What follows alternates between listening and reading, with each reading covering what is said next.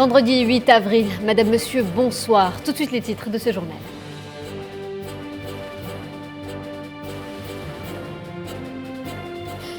En Europe, adoption d'un 5e train de sanctions de l'Union européenne à l'encontre de la Russie. Près de 30 milliards d'euros d'avoirs russes et bélarusses auraient été gelés jusque-là.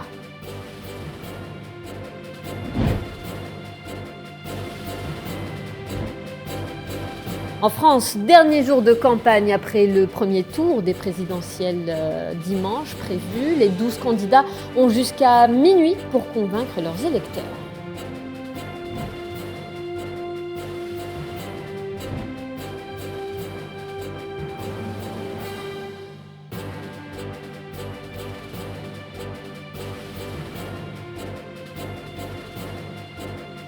Première prière du vendredi en ce mois sacré. En Palestine, des milliers de fidèles y assistent à la mosquée El-Aqsa.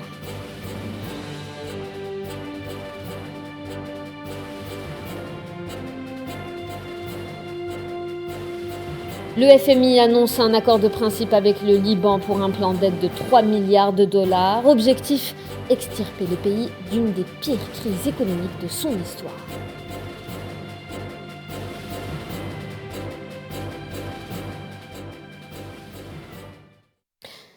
Près de 30 milliards d'euros d'avoirs russes et bélarusses ont été gelés par les pays de l'Union européenne. C'est le décompte encore partiel annoncé par la Commission européenne. Et ça ne s'arrête pas là puisque l'Union européenne a officiellement adopté ce vendredi son 5e train de sanctions à l'encontre de la Russie. Mohamed Amin Aberkan. L'Union européenne a officiellement adopté vendredi une 5e salve de sanctions contre la Russie, prévoyant notamment un embargo sur les importations de charbon. Depuis le début du conflit en Ukraine, près de 30 milliards d'euros d'avoirs russes et biélorusses sont gelés. Les avoirs gelés dans l'Union européenne jusqu'à présent représentent près de 30 milliards d'euros. Il s'agit notamment d'actifs tels que des hélicoptères, des bateaux, des biens immobiliers ou des œuvres d'art. En outre, environ 196 milliards d'euros de transactions ont été bloquées dans le cadre de l'application des sanctions. Ces nouvelles sanctions empêcheront également de nombreux navires et camions russes d'accéder à l'Union européenne et interdiront toute transaction avec 4 banques russes, dont VTB. L'embargo sur les importations de charbon sera pleinement effectif à partir de la 2e semaine d'août et aucun nouveau contrat ne pourra être signé à partir de vendredi, date à laquelle les sanctions seront publiées au journal officiel de l'Union européenne. Les contrats en cours devront être résiliés avant la 2e semaine d'août, ce qui signifie que la Russie pourra continuer à recevoir des paiements de l'Union pour ses exportations de charbon jusqu'à cette date. Selon le Kremlin, les accusations occidentales selon lesquelles les forces russes ont commis des crimes de guerre en exécutant des civils à Boutcha sont une falsification monstrueuse visant à dénigrer l'armée russe. La Commission estime que l'interdiction du charbon russe représente à elle seule une perte de revenus de 8 milliards d'euros par an pour la Russie. Les nouvelles sanctions de l'Union européenne interdisent eux aussi les importations de nombreuses autres marchandises et produits en provenance de la Russie, dont le bois, le ciment, les engrais, les fruits de mer et les alcools pour une valeur totale estimée à 5,5 milliards d'euros par an. L'Union européenne a également restreint les exportations vers la Russie d'un certain nombre de produits dont le kérosène, les ordinateurs quantiques, les semi-conducteurs avancés, l'électronique haut de gamme, les logiciels, les machines sensibles et les équipements de transport pour une valeur totale de 10 milliards d'euros par an.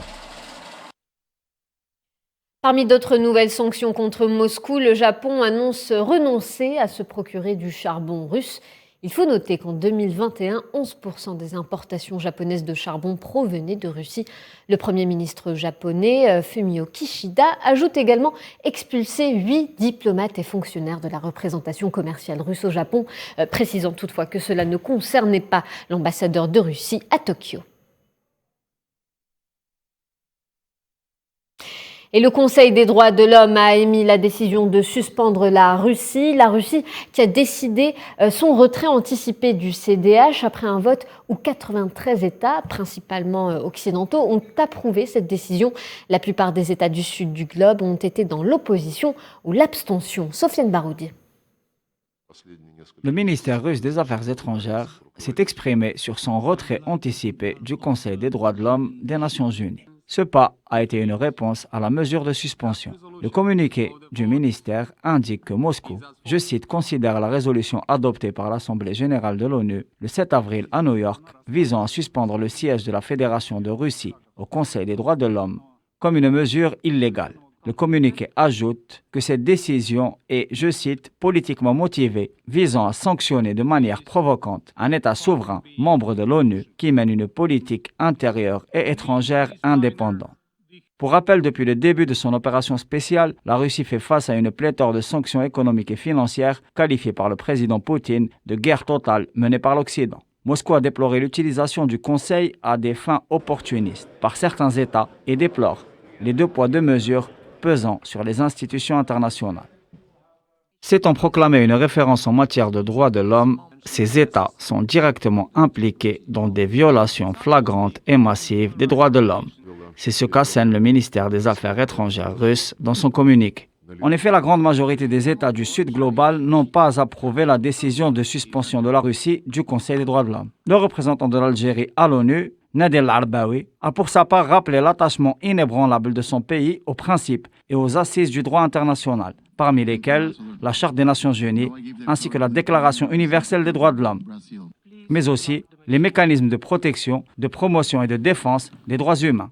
L'Algérie, par la voix de son représentant à New York, a condamné avec véhémence toutes les exactions, les violations commises et a exprimé la nécessité de permettre aux mécanismes multilatéraux spécialisés d'enquêter sur le terrain avec la garantie de neutralité pour permettre de mettre la lumière sur les faits et de rendre justice à toutes les victimes. Pour rappel, le chef de la diplomatie algérienne a conduit le groupe arabe d'information à Moscou et à Varsovie dans le cadre des efforts de médiation et afin de tenter de trouver une issue politique par les canaux diplomatiques au conflit de haute intensité qui secoue le vieux continent. Autres pays ont voté contre cette résolution visant à suspendre le siège de la Russie au Conseil des droits de l'homme de l'ONU. La Chine, le pays déclare s'opposer fermement à la politisation des questions relatives aux droits de l'homme. Le porte-parole du ministère chinois des Affaires étrangères s'est d'ailleurs exprimé à ce sujet. On l'écoute. La Chine appelle toujours à la promotion et à la protection des droits de l'homme par un dialogue constructif et une coopération sur la base de l'égalité et du respect mutuel. Dans le même temps, nous nous opposons fermement à la politisation ou à l'instrumentalisation des questions relatives aux droits de l'homme, aux approches sélectives et conflictuelles ainsi qu'à l'application de deux poids deux mesures sur les questions relatives aux droits de l'homme. Et nous nous opposons à l'exercice de pression sur d'autres pays au nom des droits de l'homme. Et en ce 44e jour du conflit en Ukraine, Kiev accuse Moscou d'avoir ciblé par une frappe la gare de Kramatorsk dans le territoire du Donbass. Le Kremlin, de son côté, a nié toute responsabilité dans cette attaque. Et au même moment, les opérations militaires se poursuivent, notamment dans l'est du pays. Le point sur la situation avec Amin Touta. Au moins 30 personnes sont mortes et une centaine de blessés dans une attaque de missiles vendredi sur la gare de Kramatorsk dans le territoire du Donbass, où des civils se pressaient pour quitter l'est de l'Ukraine qui connaît en ce moment des opérations militaires intenses. Une attaque dénoncée par les autorités de Kiev, accusant la Russie d'être à l'origine de la frappe. La défense russe a démenti les accusations des autorités ukrainiennes. Moscou affirme ne pas disposer du type de missile qui aurait été utilisé et dénonçant une provocation ukrainienne. Le chef de la diplomatie de l'Union européenne, Josep Borrell, en visite dans la capitale ukrainienne avec la présidente de la Commission européenne, Ursula von der Leyen, a condamné fermement une attaque aveugle. Sur le terrain, Moscou accentue sa campagne sur l'est et le sud de l'Ukraine après avoir retiré ses troupes de la région de Kiev et du nord. Au même moment, les organisations humanitaires tentent d'évacuer les civils des zones de conflit, notamment à Mariupol. La ville portuaire était le théâtre de violents combats entre les deux camps depuis le début du conflit, ce qui a endommagé une partie de l'infrastructure urbaine de la ville. Des développements sur le terrain qui risquent de compromettre, selon les observateurs, les négociations pour la paix entre Kiev et Moscou. Le dernier round des pourparlers était en Turquie, un rendez-vous qui a rapproché les deux camps sans aboutir à un cessez-le-feu général. Et on reste en Europe, direction la France. Les 12 candidats au premier tour ont donc achevé leur campagne présidentielle aujourd'hui. Médias en ligne pour Macron, terrain pour Le Pen, Pécresse ou encore Jadot. Les candidats profitent de ces dernières heures pour tenter de convaincre les indécis. Safouane Ben Sabri. Le plus grand rendez-vous électoral français approche à grands pas. Plus que 2 jours avant la fin de la campagne présidentielle, l'heure est au sprint final. La campagne s'est caractérisée cette année par un large spectre de tendances politiques, avec notamment l'arrivée d'Éric Zemmour, porteur d'une extrême droite plus extrême que celle du traditionnel Rassemblement national. Le candidat du parti Reconquête, annoncé en début de campagne comme le Donald Trump français, est loin du score de celui dont il annonçait vouloir s'inspirer. Éric Zemmour connaît une dynamique descendante, notamment depuis le début de la guerre en Ukraine. Celui-ci avait assuré que Vladimir Poutine n'entrerait pas en Ukraine. Marine Le Pen, quant à elle, réduit de plus en plus l'écart entre elle et le président candidat. Celle-ci culmine à 23%. Emmanuel Macron est lui en perte de vitesse malgré l'effet drapeau dont il a bénéficié. Cet effet qui suppose qu'en temps de guerre, le peuple a tendance à se rallier derrière le chef d'État. Le président pointe à 26,5%, soit 8 points de moins qu'une semaine après le début de la guerre en Ukraine. Jean-Luc Mélenchon profite aussi d'une percée dans les sondages. Le candidat de la France insoumise a pour cela porté son discours sur le pouvoir d'achat des Français et tente de tutoyer le deuxième tour. Loin derrière, Valérie Pécresse se bat dans un mouchoir de poche avec Éric Zemmour. Les deux tendances de droite ne semblent guère en bonne posture. Un scénario similaire à celui de 2017 semble se profiler avec une finale qui promet d'être plus serrée que celle de la dernière élection, Marine Le Pen ayant tiré les leçons de sa dernière débâcle. Et l'incertitude demeure dans ce scrutin. Un Français sur 2 est indécis ou a changé d'opinion. Rappelons le taux d'abstention en 2017 qui était de 22%. Il n'y a rien qui a changé depuis 5 ans. C'est les mêmes candidats, c'est les mêmes choses qu'on nous rabâche. Les promesses. Bah oui, autour de moi, personne ne vote et tout le monde râle. Il n'a pas vécu à l'étranger, il ne sait pas les conditions de liberté, de facilité. En Palestine, des milliers de fidèles assistent à la première prière du vendredi du mois sacré. En ce mois du Ramadan, on peut voir l'enceinte de la mosquée El-Aqsa qui fourmille de monde, un événement religieux sacré à El-Quds.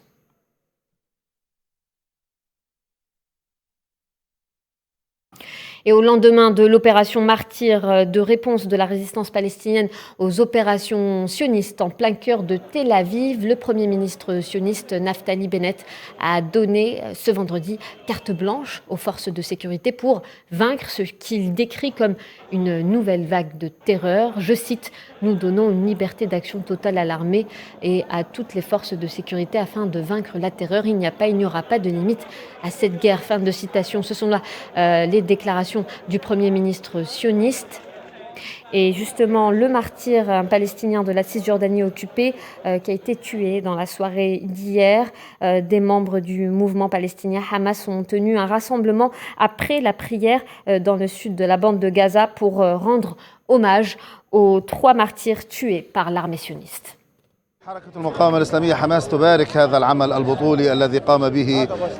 Le mouvement de la résistance islamique, le Hamas, bénit l'acte héroïque de Ra'ed Hazm, un martyr et un héros de Jenin.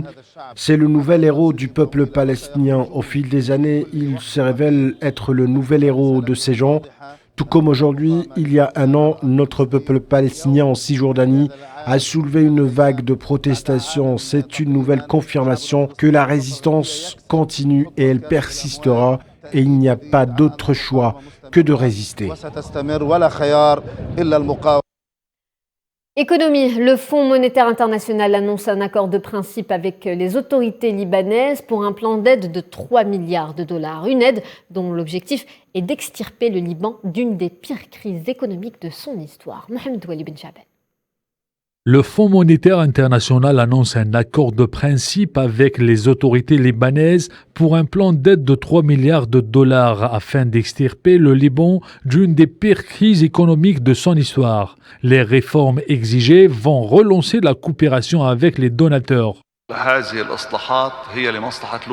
Les réformes sont dans l'intérêt du Liban, et puisqu'elles sont dans l'intérêt du Liban, nous les respecterons, et cela ne nous dérange pas d'être observés, parce que nous avons l'intention de les respecter pleinement. Le FMI exige un engagement fort de Beyrouth à mettre en œuvre des réformes ambitieuses nécessaires pour s'attaquer notamment à la restructuration du secteur financier et à la corruption. Aujourd'hui, nos négociations avec le Fonds monétaire international ne portent pas seulement sur les questions financières, mais aussi sur les questions de réforme nécessaires, car elles constituent en fait un visa pour que les pays donateurs commencent à coopérer avec le Liban et remettent le Liban sur la carte financière mondiale. En début d'année, les pertes du secteur financier ont été évaluées à 69 milliards de dollars. Ce montant est considéré comme base de négociation avec le FMI. Le gouvernement libanais souhaite parvenir à un programme d'aide avec le fonds afin de sortir d'une grave crise économique qui touche le pays depuis fin 2019, entraînant une dépréciation record de la valeur de la livre libanaise par rapport au dollar. Et l'Arabie Saoudite qui a annoncé hier le retour de son ambassadeur à Beyrouth un peu plus de 5 mois après son rappel à Riyad. De l'autre côté du globe, le revirement de position du Premier ministre espagnol Pedro Sánchez sur le Sahara occidental fait toujours grincer des dents en Espagne. Le Parlement espagnol a voté une proposition réaffirmant le droit inaliénable du peuple sahraoui à l'autodétermination conformément aux résolutions des Nations Unies, dénonçant un changement de position unilatéral et illégal. Souhila Akilal. Le revirement de la position du Premier ministre espagnol Pedro Sánchez au sujet du Sahara occidental continue à faire des vagues au sein de la Chambre parlementaire espagnole. Les députés ont approuvé une proposition non législative réaffirmant le droit inaliénable du peuple sahraoui à l'autodétermination. Les deux formations politiques, Podemos et Bildu, ont soumis cette proposition devant la Chambre des représentants dans laquelle ils dénoncent la position unilatérale de Sánchez soutenant le plan marocain de la soi-disant autonomie du Sahara occidental et appellent à la corriger, tout en mettant l'accent sur les résolutions des Nations Unies en faveur de l'organisation d'un référendum d'autodétermination au Sahara occidental. Au cours de débats houleux, les groupes parlementaires ont qualifié la position de Sánchez de trahison au peuple sahraoui. Ce vote soutient le rejet des prétendues résolutions que l'occupant marocain tente d'imposer avec le soutien de certaines parties qui veulent contourner les dispositions du droit international garantissant le droit du peuple sahraoui à l'autodétermination et à l'indépendance. Madrid considère désormais l'initiative marocaine comme la base la plus sérieuse, réaliste et crédible pour résoudre le conflit dans l'ex-colonie espagnole.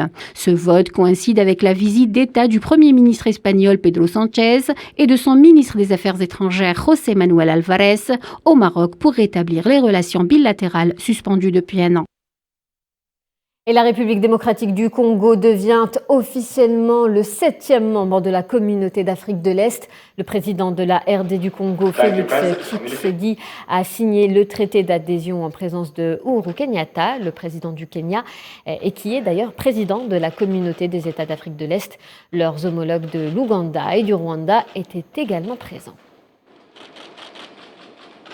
En adhérant à la communauté, le peuple congolais ne veut pas seulement se contenter des bénéfices d'un commerce intracommunautaire, mais il aspire d'abord et surtout à entretenir des relations fondées sur la paix et la sécurité de tous. L'adhésion de la RDC en tant que membre de la communauté d'Afrique de l'Est renforcera davantage ses acquis et surtout, elle renforcera notre force économique et notre compétitivité sur le continent et dans le monde.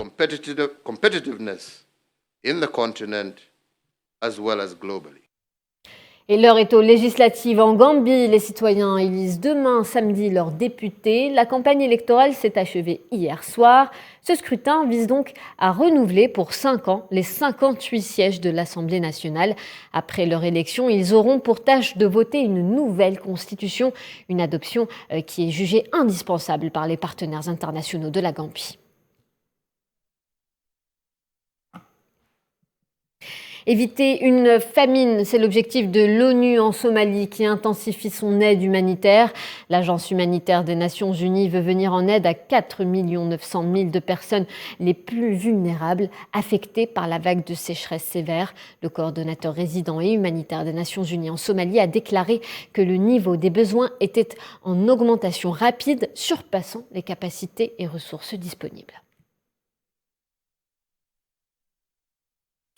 Et au Pakistan, la Cour suprême a annulé la dissolution de l'Assemblée nationale. L'Assemblée va pouvoir procéder au vote d'une motion de censure qui pourrait provoquer la chute du Premier ministre Imran Khan. Victoire donc des partisans et des activistes de l'opposition pakistanaise qui, on peut le voir sur ces images, célèbrent cette annonce dans les rues de la capitale Islamabad. Catastrophe naturelle en Colombie, au moins 12 personnes sont mortes et 2 portées disparues dans une mine après des pluies torrentielles dans le nord-ouest du pays. L'inondation a surpris les mineurs sur leur campement. Les opérations de secours sont en cours pour retrouver les 2 disparus.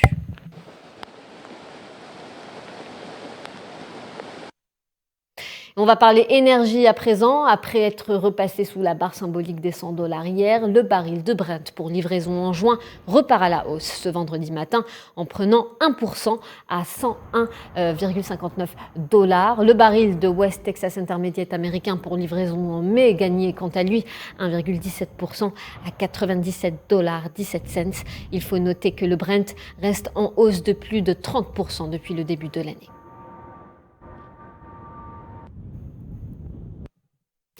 Décollage ce vendredi de la première mission privée vers la Station spatiale internationale. 3 hommes d'affaires et 1 ancien astronaute sont à bord d'une fusée de SpaceX pour cette première mission entièrement privée. Les voyageurs séjourneront une semaine en orbite terrestre. Imen Merad.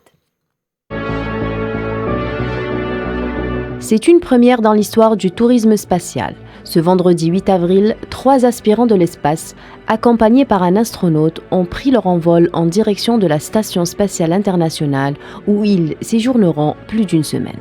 Une balade à plusieurs dizaines de millions de dollars qui leur permettra également de réaliser des expériences scientifiques. Les 3 hommes d'affaires ont embarqué à bord d'une fusée SpaceX depuis le centre spatial Kennedy à Cap Canaveral en Floride.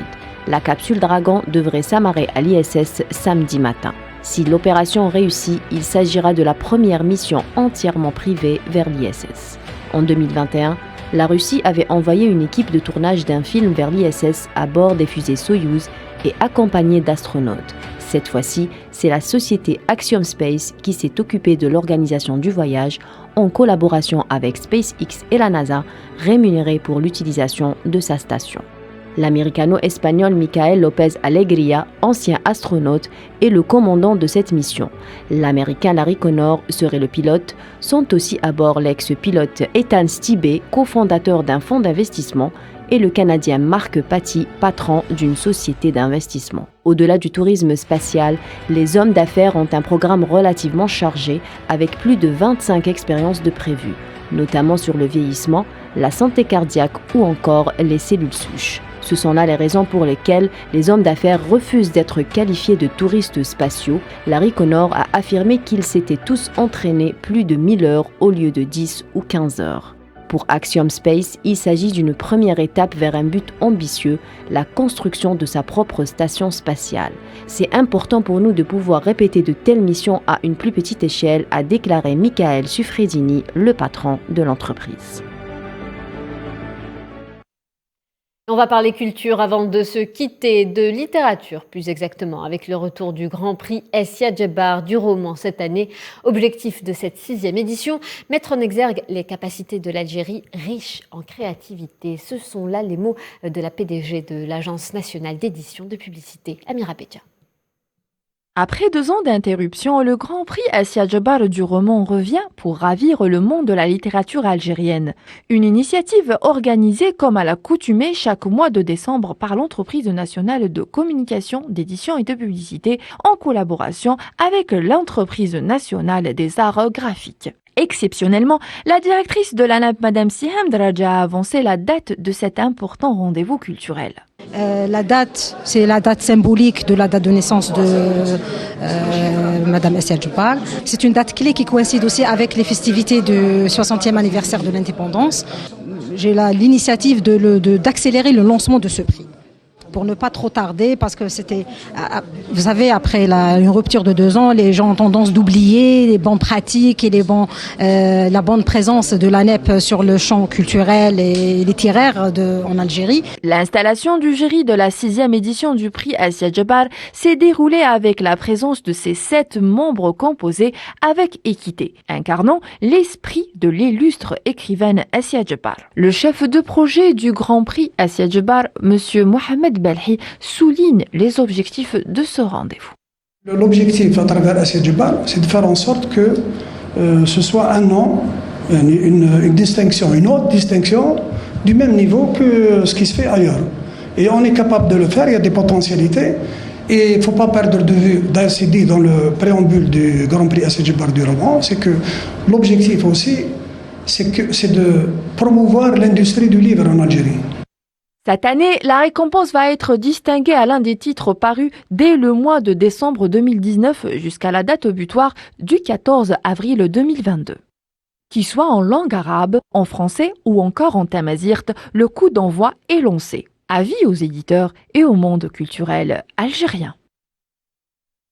Voilà, c'est la fin de ce journal. Merci de votre attention. Tout de suite, un point météo présenté par Amel Amziane Zitouni. Quant à moi, je vous retrouve demain à 18h pour une nouvelle édition spéciale. Excellente soirée à tous et Sahaf Turkom.